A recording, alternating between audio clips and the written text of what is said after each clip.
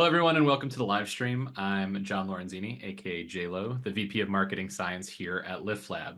Curb Your Enthusiasm is conversations with experts on the front lines of growth marketing, analytics, and measurement. From the boardrooms to the classrooms, we have a blend of academics, practitioners, and strategists, all nerding out while keeping it jargon-free. Today, we have a very special episode, Curb Your Enthusiasm number 8, which is Crafting Paid Media Gems, Insights from Pandora's Casper Klit. So if we would want to introduce the first guest on the podcast, needs no introduction, John Wallace. Hi, John. Hey, John. Sweet. He is the co-founder of LiftLab, the company that I currently work at. And we also have Kasper Klit. Kasper, welcome to the show. Thanks for coming on. Thank you. Thank you for having me. Yeah, would love to have a quick introduction of who is Kasper Klit. What is your background? And yeah, if you want to take it away. Yeah, perfect. I'm first and foremost, I work at a large, well, depending on how you view it, but a large jewelry company called Pandora, and I've been working there for 4 years now. So, and there I sit with all things media.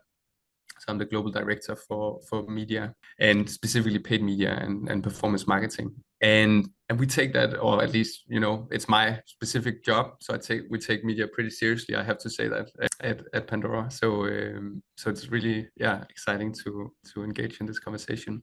Before that, I've worked both as a consultant, not so much marketing actually, more like digital operations, digital analytics. And before that, I've worked agency side for about 5 years. Awesome. From Denmark. I have 2 kids and a fiance back there. But I'm currently in New York, actually. So we're in the same city, or me and John, at least currently in the same city. All 3 of us, yeah. But you have a cook and a telephone here if we wanted to. We're like three neighborhoods apart. Great. So I think Kasper, with that background, would love to hit some topics, and this is the topics that we'll be chatting about today, which is from agency to consultant to client, how your perspective on marketing changes, global brands and agencies making that all work. You have quite a task on your hand, multi-country, multi-agency, the jewelry industry and the corresponding metrics associated with it. And then my favorite section, what are your soapboxes, hills to die on, or opinions that, is just not right with the industry as a whole. So I think if we can kick it off, let's talk a little bit more about your background, experience, etc. And also for everyone in the audience, we do have a Q&A section at the end, but feel free to pepper in questions in the chat. They could be brought up to me, and if I'm able to work them in, I'll be sure to try to do it live. Otherwise, we'll do it at the end. So I guess, Kasper, could you tell me a little bit? Give it to me, JLo. I've got something I was thinking about, which is just, I've told the story enough times that the beginning of LiftLab, early days of LiftLab, Pandora was a customer along with Sephora, and we were known for experiments. That was actually paid media experiments. And I think you've run quite a number of them, right, Kasper? I mean, just since you've been at Pandora. And one day we were talking with a client, and they're like, we like these experiments, but what they don't do, what would be cool if they could do is they could tell us what to, give us guidance on every channel every Monday morning. And I just think it's worth mentioning and recognizing like the patience you had with us as we went down the path of standing up a mixed model. So we didn't pivot away from the experiments. They're still part of the platform, a kind of integral part of the platform. But I think your teams are using us. I think that's, if you fast forward, right, they are looking at this on a Monday morning for every channel, right? And so I just kind of wanted to just thank you for the patience and the belief that we could go from idea, concept, whiteboard, whatever you want to call it, to putting the software in people's hands. That's just pretty fascinating that you're here to show the value of it. I'm sure there were times you were frustrated with it. You wanted us to go faster, but we did end up at the. You always want that, right? But I think it kind of it's gone both ways. So what also happened was, of course, us identifying that need and you helping deliver on it in a first iteration, second iteration, and then that's continued, right? And now we get patch notes on updates and what has come in and what are new data sources and what are new features and what can you do and all of this. So that's been quite a nice development to see on the side, and you can see more and more of the features, of course, some that you kind of holistically develop. In the beginning, John, we also had we would love this specific thing that would be really nice for our jewelry company. So yeah, but what kind of happened? So, and this is in the beginning of my tenure also, and one of the things I've been working quite fiercely with is that you build out this thing.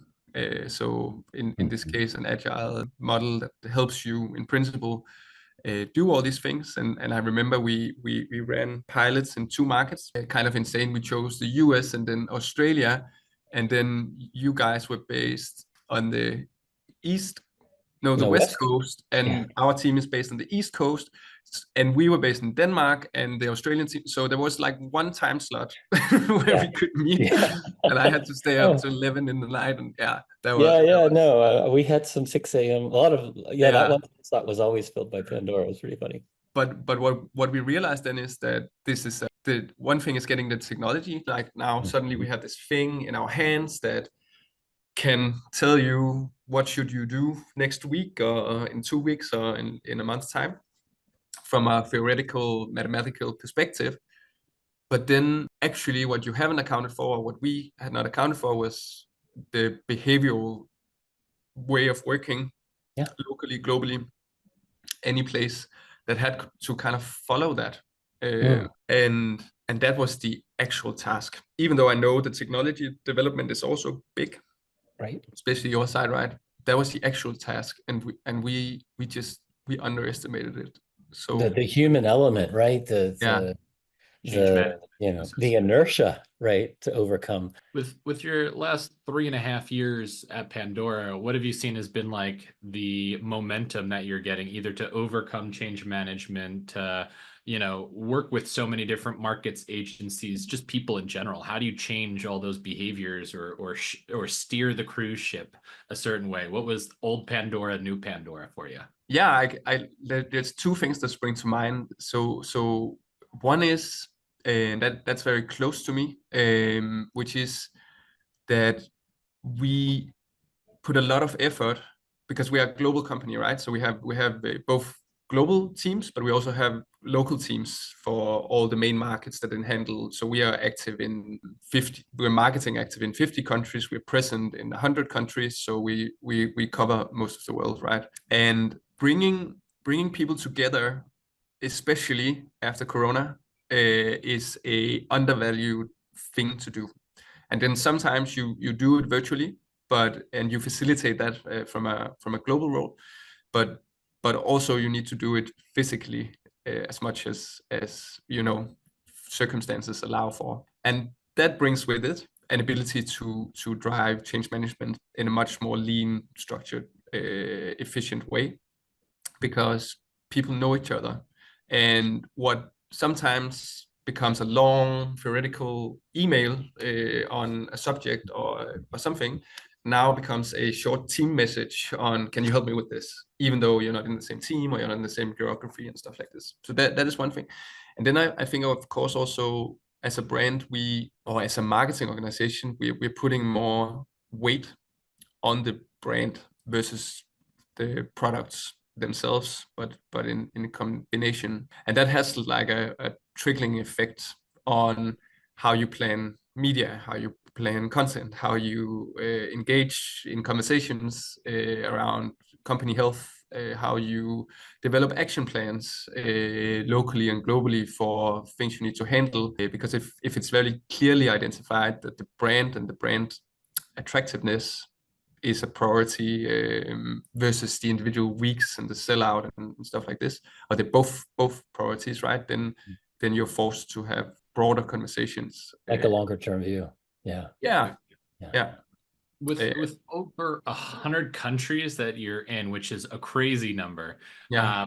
Is there any balance or differences between that in terms of focus on the brand versus focus on sales, or even, I guess, how agencies operate, the behavior changes that need to occur? Like, I guess I talk to very few people that work in over 100 countries. So what would be the pieces that you think are most unique or different, or things that you didn't realize till you worked for this truly global company? Yeah, so just just so I'm here, so we are, it's like Pandora as a brand are present in 100 countries or even more, I think, but we are marketing active in, I believe it's 44 countries. So, but and the rest are like, for instance, maybe we don't do marketing, or maybe they are handled by a distributor or something like that. Right. Just so 44, and yes, there's differences, and the longer I am here at Pandora, the more I realize, and the more I talk to our really skilled people in the markets, the more you understand some of the nuances to those individual markets, because it's quite easy to, it's a standard thing to do when you sit in a global function, to say one size fits all. And sometimes it does in some circumstances, but oftentimes it doesn't, and you kind of need to take that into. And of course we have, that's really fascinating challenge. So we have different market positions in different markets. So some markets we have high brand awareness, high brand presence, but a challenge with consideration. Some markets we have good consideration, but with very few people. Sometimes some markets we have both, but we have been relying too much on legacy, and we are not able to communicate the new elements of the brand that kind of drives reappraisal. So very different challenges, and we're trying to build a system, a marketing system that allows all the markets to leverage learnings from each other where it makes sense, but at the same time allows for sufficient kind of autonomy, or like, local power to kind of do the things you need to do within this framework. So that is how we kind of operated, and when we look at that, it's of course something around, and I'll come back to the analytics example, for instance. So one thing we learned when we set up, I'll call it more advanced attribution system around how to make decision making for media spending, which is one of the things that come out of our engagement with you guys and with LiftLab, of course. We found that one thing that is really difficult in marketing, and I don't know if that's just us, but at least we found it difficult, was having sufficient time and also literacy to correctly interpret the outcomes of an econometric model. For instance, like that requires a certain skill set with people, for sure. And some are curious enough, so they'll, develop that over time. It's not rocket science, but it takes a little. One thing is understanding it. Another thing is then explaining it into your stakeholders at a company, and that takes some effort. Okay, so we found we need to split this out a little bit. Okay. So we need to figure out a way where we build and guardrail that kind of capability to read off and interpret and translate what the outcomes of these models are into what are the actions that could come out of it. And we've used our partners, our agency partners, as a hub for that.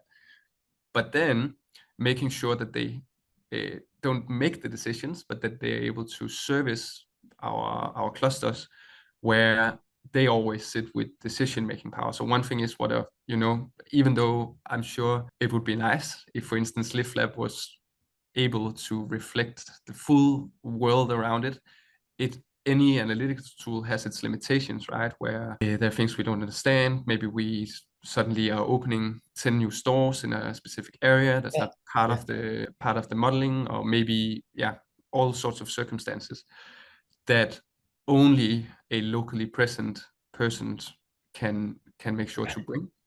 Yeah, the locally present person is the best AI you can buy, right? Yeah, and you get amazed oftentimes when you sit with them on what they're actually handling. Yeah. So we had to develop a whole process system in which they could receive this in a timely manner, to take decisions that go into effect very quickly. And what does that then mean with, for instance, some markets had a thing around how budgets are set, and how fluid can you move budgets up or down, and how can we intervene there, but do it within guardrails that are kind of risk acceptable for us as a company. So you might come and say that we should triple spend on certain social media platforms, for instance, or whatever. But we don't want to do that. No, actually, we don't want you to do that either, right? No. I mean, not on day one, right? That's it. We kind of want to make sure that we learn in steps so that I mean, you know what we call it now is walking up the profit curve, right? yeah, And yeah, yeah. yeah, I mean, I think that that's an area where definitely Pandora pushed us. I can show you a dozen posts on Medium telling startups not to go global. They're like, no, just focus on one market. You know, it's a huge yeah, market. Pick your big market wherever it happens to be. And you had an appetite to do this in, you know, a bunch of countries out of the gate. So it was actually, you know, it was like a good, you know, we early on were doing multi-currency to kind of keep Pandora yeah, ahead, things like that. So I guess it was hard, but in hindsight, thank you for that kind of call it, you know, intellectual tension to keep us on our toes because it, you know, now it's kind of really helped us when we go to work with the next global brand and the next global brand. And what you were just putting your finger on, you know, to come back to it, you know, you can, I sometimes say, you know, we can have all the insights we want. You know, we could park a truckload of money in front of the client's offices and leave the keys in the switch. And sometimes are they willing to drive it away? And what you're saying is, you know, hey, don't, you know, drive There's a that speed with a limit. map. Don't just drive that off a cliff. There's So a speed limit. You could drive the truck away. yeah, yeah, put a speed limit on there. There you go. But I think if they're not willing to drive the truck away, that's sad. And if they are willing to drive like a, you know, whatever, a drunk driver, that's not going to work either. It sounds like that's what you found with guardrails is kind of, you know, can we get these folks to take advantage of the insights, trade on the insights, but do it in a kind of like, call it a cadenced, you know, a yeah, cadenced way. Yeah. yeah, and definitely. And what we have found is that one thing is kind of building out and that map with the marketeers of our organization, but it's actually also helping them kind of explain the map to the rest of our organization, right? So how are we building these decisions? And you don't want to be in an Eiffel Tower with your marketing and how it works. You want to have as much as the organization involved in that piece because they will be one way or another. Marketing is a very tangible discipline in an organization. So which means so you can see the campaigns, you can see the assets, you can see and that means that a lot of people develop an opinion on the marketing. Does it look good? Does it look bad? Are we doing it sufficiently? And I think you want to try and welcome that interaction as much as humanly possible by involving, you know, other functions in how you're working, because the opposite can quickly become difficult to manage. Yeah, and that goes for at a global level, of course, where we are kind of naturally forced to do that, but it also goes locally, right? Making sure that we kind of build bonds and language between teams and that and not develop, but like help them have the right tools and infrastructure in place to have meaningful conversations between departments. So yeah, especially of course commercial orientated departments, right? So our sales or our e-commerce and our marketing and those functions. Yeah. So it sounds like you have standard operating procedures and you kind of push those out to the markets, but they can be outside the guardrails, but there has to be reasons or justifiable reasons why. So it's like, here is the rough rules, you know it, so it's not chaos, but then if you need to customize it according to the pieces. And I want to hit that one piece that you mentioned earlier about store openings. You mentioned that, you know, there are things outside of the model that could impact the model. And one of the examples you shared was store openings.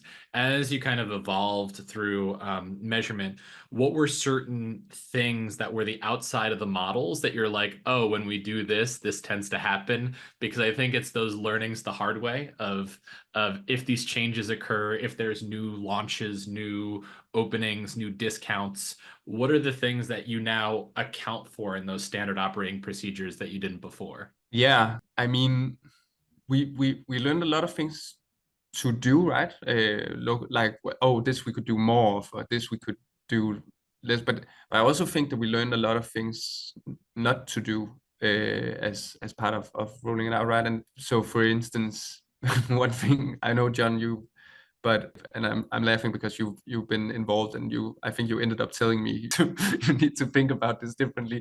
But we were really keen to use this experimentation tool, that part of it, to experiment around everything, like any hypothesis or question we had, right?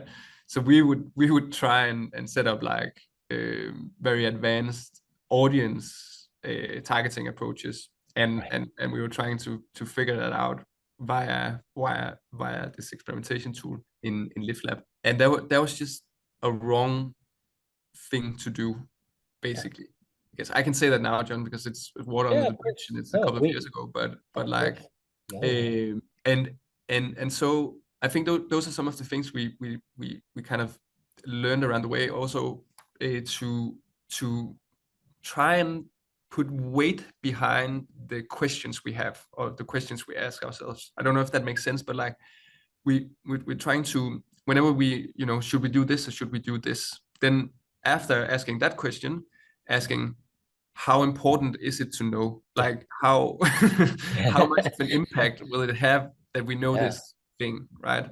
Because if it's only something that affects 2% of our eyeballs with consumers, then maybe it's not worthwhile setting up an 8-week experiment with cost risk and everything. So those are some of the things that we kind of learned not to do.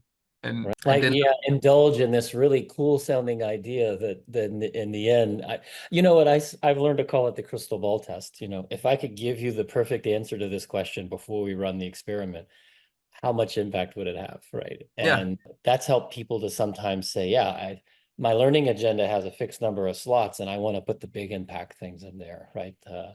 The ones that, I feel like search is also very much a testing ground. Your long tail keywords that get a couple impressions. I remember I got my hand slapped once for being bidding against certain keywords, and I'm like, we're on 8 million keywords, and this one has 4 impressions. So I understand we should negative it out. Is that our number one priority, or should we focus on 90% of the traffic on this one term and optimizing that copy? So I do think that the potential for impact is always a good qualifier for your questions, Casper. Yeah, and there are so many rabbit holes in marketing. Like you can you can get lost very quickly, right? And everyone working at Pandora, and especially with our partners, and I guess in most of the industry, like people have a lot of things to do, right? So asking that question, I think, is also being somewhat respectful to everyone working on the agendas, right? And sometimes we do it very quantifiably, like what could be the business case, or how much, what would the run rate of doing this thing differently be? But sometimes, of course, it's also just using somewhat common sense, sitting down saying, okay, I find this thing curious to figure out, but does it mean anything for Pandora as a business? And hence, I mean, I think you've done a great, earlier in this conversation, we didn't just float like in a podcast, the word change management. We worked some real examples. And I think here for the experiment part, what I've learned in part from you as a client and, across the customer base is to be able to lead people with LiftLab does diminishing returns experiments, right? So where are the places that you need that? Because if you want to do I don't know, an audience bake-off or something like that, you can do those probably faster and easy. You don't necessarily need a diminishing returns experiment. And when that clicks for folks, then they see, where is that in the toolbox? Where do I need to diminish? And what I learned to ask people is this a winner-take-all experiment? If you are going to do I don't know, PMAX versus, non-branded search or something like that. Maybe the answer is it's not winner take all. And you do need to know the diminishing returns of both. And maybe the right answer is spending $1,000 on one tactic and $3,000 a day on the other tactic. That's where these type of LiftLab tests kind of are unique and they can go find those things. But yeah, you're right. There's a lot of rabbit holes we've learned to kind of stay away from and just say, go find that out another way where, we don't answer every question in the media plan. Yeah. As someone who used to go down the rabbit holes on the publisher side, I do think there is some use for those lower level optimizations on platform, but it's an even yardstick. An audience to audience has the same methodology, has the same identity graph. So for those smaller scale questions, there's less upside overall, but having a comparable place is really the question. And that's why I feel like platform down or tactic down, optimize on platform, test on platform. But if you're using a tool that's cross-platform that requires large scale, tests, you're not going to eke out that fraction of a percent when you're doing, a geo-based experimentation on LiftLab. And I think that that's kind of the you must be this tall to ride kind of thing. You must be this large or this different to be able to go into one experiment stack versus the other. Hey, on the topic of diminishing returns, we weren't in all the meetings that you were in, Casper, around explaining to a broader marketing team that, we want incremental revenue and marginal revenue to be part of the decision making. I mean, I think it's safe to say that we can take it for granted now, or does it come up still like, hey, if we make this spin decision, like we know that sometimes to optimize for marginal revenue, you might mess up your GA or last click reporting. But I think Yeah. on purpose, right? You're like, hey, I'm going to take a bath on my GA reporting, but it's good for the firm. I feel like that's, is that now in the fabric of decision making, or am I, again, I'm not in all the meetings, and maybe when you have new people join, and is there a little bit of bringing them up to speed? Yeah, for sure. Because I think you're like fighting a little bit standard practice in the industry. So, and that's not Google per se. It's just any click-based attribution model. Yeah, I'll just should not be used for budget management at all. But it is, and that's like a standard practice in and around marketing, and of course that takes conversations, discussions, also because sometimes when you, and this is, I think it's just a natural behavior, but when you have a hypothesis that you believe strongly in, you kind of find a way to validate it. Like it's confirmation bias, right? You figure out a way, and if the data is there, the data is there, and then you kind of build around it, and that for sure leads to, yeah, and that happens because of course we in Pandora, we have many people working or influencing budget setting or budget management. So, but I think what we at least trying to do is to make sure that we, in every forum where this can be discussed, we have someone who is a guardian of okay, a good reminder, methodology, yeah, the referee.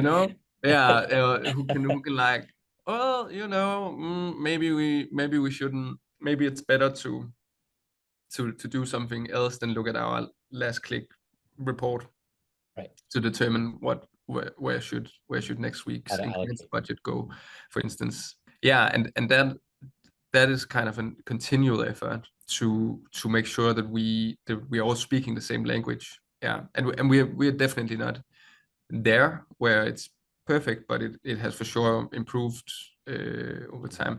And the other thing I'll say is also that so as we're also shifting to maybe a slightly more balanced approach to brand marketing, the thing that we then sometimes can be struggling a little bit with is, of course, okay, we're talking marginal ROAS. What's the target? Where are we? Should there be a channel shift, or should we decrease budgets for some period?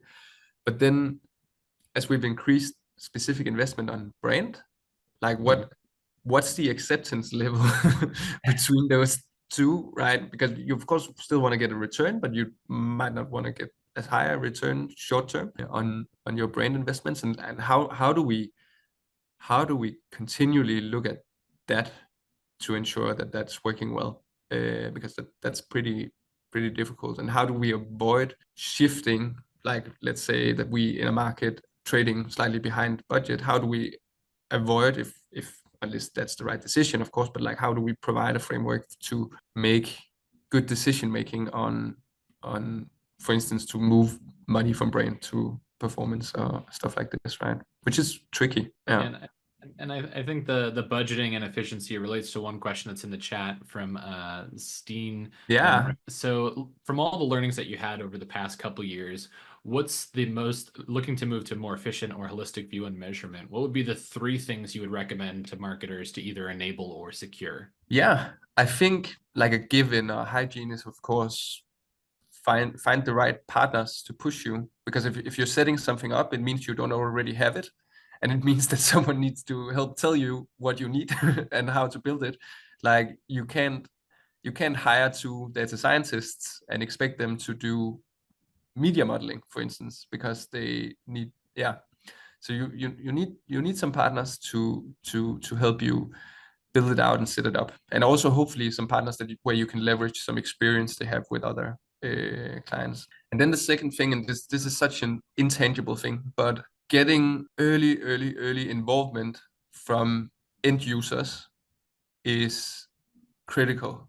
Like building something out in a kind of Eiffel Tower situation, and then sharing a link with a login and maybe a onboarding presentation or something like that just doesn't work. You need really end user involvement at the very beginning, ideally, but maybe like before you at least begin to, you know, build out data flows and all of that. And then I would say the third part is don't underestimate the operational element of having a advanced measurement setup. It's getting better, but we spent so many hours validating data, cleaning up data, QAing data, and that just we thought, oh yeah, we'll do that and then we'll automate it.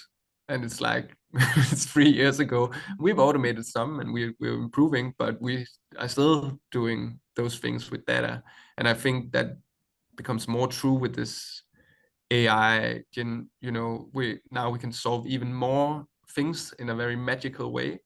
But of course, a platform like LiftLab only works if it has good input data. So there's really an operational task around data that we definitely underestimated, and that we would be more clear on going a second time. Yeah. And Casper, I think that definitely reflects with the different audiences when we're pitching or selling. If we're talking to the data scientists, we talk about getting all the data in one place. Yeah. Because really that is the legwork, and you know, they're excited about modeling, we're excited about modeling. You want to DIY, but there's so much cleaning, logistics, overhead just to get it to that place. Meanwhile, if you're talking to a different audience, it might be completely opposite. It's what are your capabilities? What's your forecasting tool do? What do these other pieces do? And I think it's really funny that you mention it, because the stakeholders and the ones doing the work, I think, is really crucial in that decision-making process. So that's just a funny note there. I guess speaking about the industry for jewelry as a whole. You know, you've worked in hospitality when you were at Cara, you've worked at retail, you've worked in insurance, so you've had quite a bit of different industry experiences. How is the jewelry industry different than all these other ones? Yeah, well, one thing from my chair is probably quite a plentiful, and then again, Pandora is then different from some of the jewelry industry as well, right? But something that's very clear at Pandora and in luxury general is that marketing is, for some reason, very important. It's a big reason for existing, and it's something that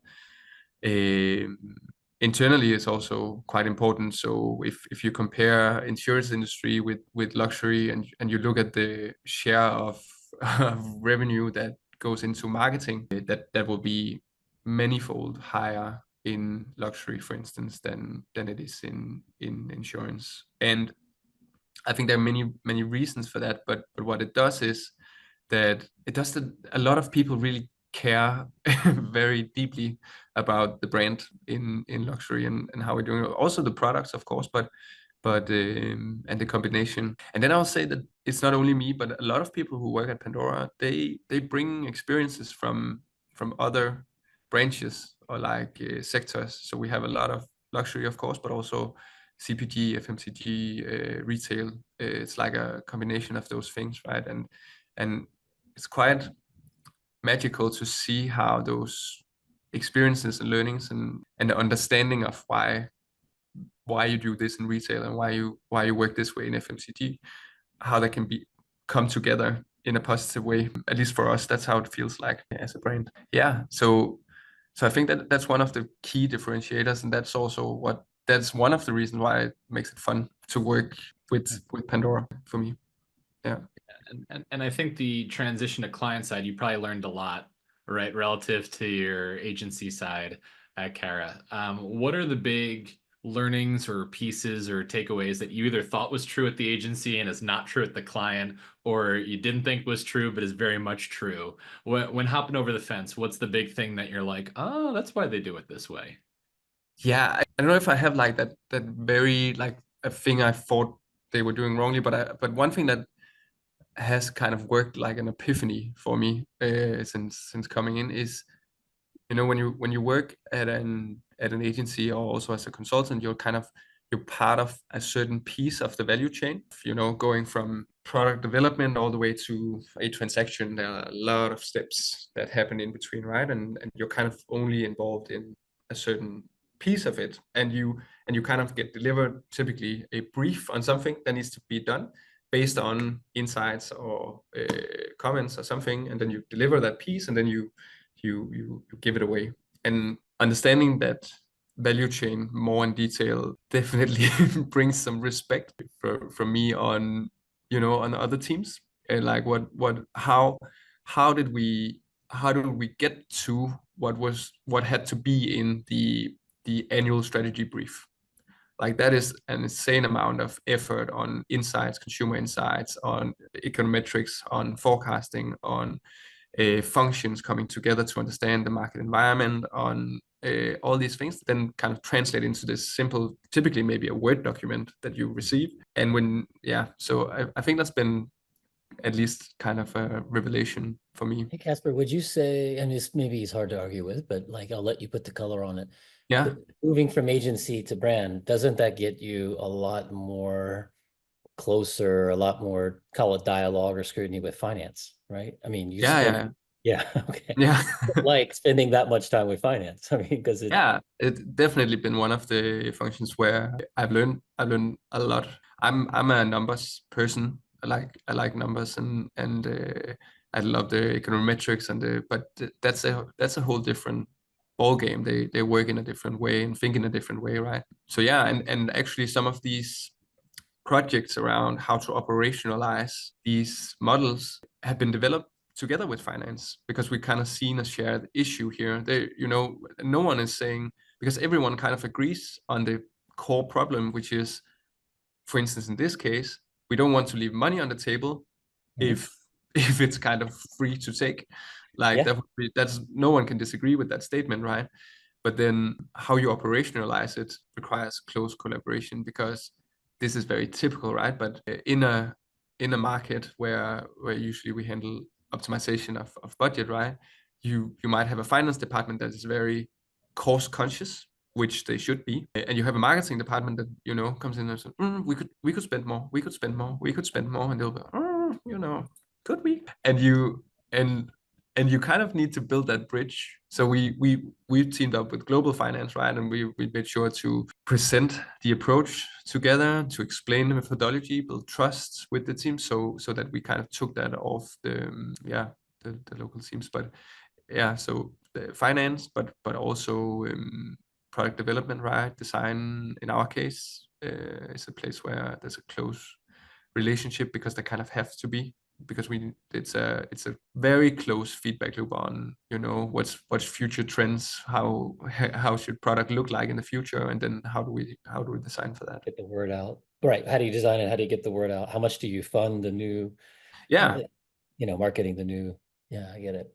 Yeah, sitting across a whole bunch of clients, I do see a healthy tension between finance and marketing. It's like finance is more performance, short-term dollar, marketing might be longer-term dollar, or promotions versus brand equity. And I'm not saying this is always the case where there's a right answer, but as a brand evolves, that spectrum changes pretty drastically. And I do find it very interesting with the different clients of kind of what their overall strategy, and it sounds like your strategy of shifting a little bit more to branding is a little bit requiring a little bit more education on marketing to finance in terms of what is the compounding effect of a growth of a brand. Is that a fair assessment, or do you feel I missed a lot of nuance there? No, I think that is a fair assessment, but actually I would say that what we typically see is that everyone can typically agree on the fundamental issue. So for instance, the trade-off on, okay, I invest 20% more in brand next week, and that means that I shouldn't expect the same return on sales, and therefore I need to, you know, put a forecast that reflects that reality ahead, but I do that to get more in return in 6 months, if that's kind of the right. Everyone agrees that that can be a good idea, but where we try to develop languages, then how do we facilitate a discussion on the trade-offs? Because there's always trade-offs, right? And we need to just be very clear and accept them. Because one thing that cannot happen is that we do this shift in let's say budget to brand, but we don't change the expectations for both short-term and long-term, right? They should be reflective of this change, and that is where I see that an issue can arise sometimes, that we don't manage that trade-off conversation well enough, probably. Yeah, I mean the trade-offs. I mean, we talk a lot about the trade-offs of growth and profitability, right? You know, and of course, there's some areas of the media plan where you get both. You can grow profitably, and of course, that's the money on the table kind of comment from before. But I think you're even saying there's even, you know, there's other KPIs that you're trading off as well. So those are the kind of ones we look at and finance teams get excited about. But you know, if you're going to go fund the brand, you're going to grow your awareness, and that's going to have a longer term effect on growth and profitability, not something you'll see pick up right away. Yeah, and of course, also in that case, you need to say, okay, so when can I expect the, you know, that positive impact on brand to translate into financial impact, and you need to, you know, supply that information. So it's not, I'm not saying that you can just, you know, shift to brand and then you can accept less financial impact over time, like that. You should clearly outline that trade-off, but the problem sometimes is that we just do some things, but we maybe don't align expectations, and then that has a very negative effect, where we suddenly begin to discuss short-term actions very quickly, and the only short-term actions you can do are typically not all really good ones, and then so it's an evil. It can be it can quickly become an evil spiral of feedback loop of negative. Yeah, that makes sense. Yeah, I mean, in your case, your stores are part of your brand too, right? You know, I always remind people your biggest expense, and when you're operating like you are, rent is a marketing expense in a way, right? You buy traffic, but it's the most old school traffic. Yeah. I mean, people walking in from your stores, right? We always kind of, you know, so we have more than, I think it's 4,500 owned and operated stores right around the globe, and those are our biggest media. They're always on. They are, you know, so it's quite important how we treat them. Not only the people coming into the store, but also the windows and how they look like, right? Means a lot. Yeah. Oh, don't worry. I've taken a lot of selfies in front of Pandora stores globally and sent them to the team at LiftLab. They see me there. Sometimes I'm not alone. It might be several LiftLabbers, and we're like, look, another Pandora store, and they're gorgeous. They really are. Yeah, the team working with that specifically is really doing a great job. So yeah, we have some interesting. We are one of the retailers in the world that sell the most per square meter in the stores. So they are like, but that's also there you have the trade-off, right, in the stores, because you kind of, oh, okay, so I can give this experience, an elevated brand experience that might, you know, over time put our brand higher on the wish list. But at the same time, I also need transactions here and now, and I need to, yeah, category, yeah. So yeah, and that's also an interesting thing to operate in for us as Pandora, right? That or as a marketeer actually, that so large a part of the transactions with the brand in-house, can you say, or they are owned and operated, right? So that provides some opportunities as well. I feel like a store is the original out of home, right? It's the first of the bunch, and yeah, I do like the customer behaviors associated with that on the different countries. Like, I didn't know German stores were closed on Sundays, you know, and shows up in the data, and it's not until you start plugging and chugging you're like, oh, retail stores are closed on Sundays in Germany. But that was something that I think you taught me specifically through plugging and chugging through your data. Since we're getting close up on time, my favorite section, I don't want to cut it short, is what is your soapbox? What is your hill to die on? What is the thing that you either think is wrong or is right with the industry that more people need to do or need to do less of? Take it away. Yeah. No pressure. No pressure there, Casper. No pressure. Yeah. No, I mean, so maybe it's not a. It's a really good question, John. So, and it's something that makes you reflect a little bit, right? And also being a bit happy to avoid conflict. It's also, putting forward strong opinions. But I do think something that I experienced that kind of brings tension is this view on how to understand marketing. Like, and what I mean there is I can put it into two kind of schools. So one is a more deterministic way of understanding marketing, which is very much a product of especially digital coming in mid zeros and all the way up through 2010s, where basically you could in some instances explain, so a user saw this thing on Facebook and then they went in and they searched and they clicked our search ad and then they just saw something, but then they didn't buy it, and then we sent them a retargeting email, and then they clicked that, and then that's how the customer journey worked. Versus I can do these things with my marketing that just, and the thing I'm doing is not deterministic. I'm not designing a specific user journey, but I'm adding slightly more likelihood that someone might do this thing, which is visit a Pandora store in this case, for instance. And those are two very different ways of kind of understanding marketing, and I think one of them is right and one of them is wrong.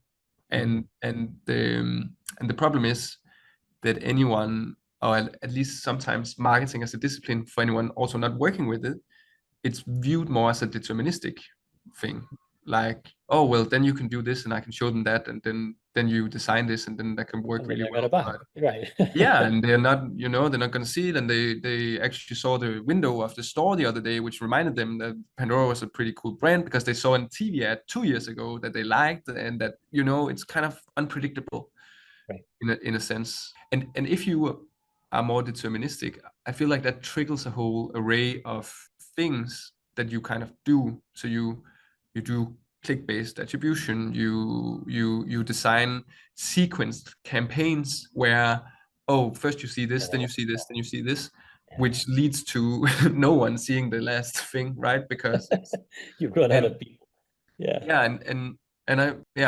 I think that things like Binet and Fields and Byron Sharp and more theoretical frameworks are kind of helping the conversation, the long and short of it, and stuff like that. But I still think there's quite a far way to go. That's at least kind of what we're still experiencing, and that's across everyone, right? That's marketing departments, but also around marketing departments, but also with our agencies and with partners. And it's I think it's an industry thing more than anything.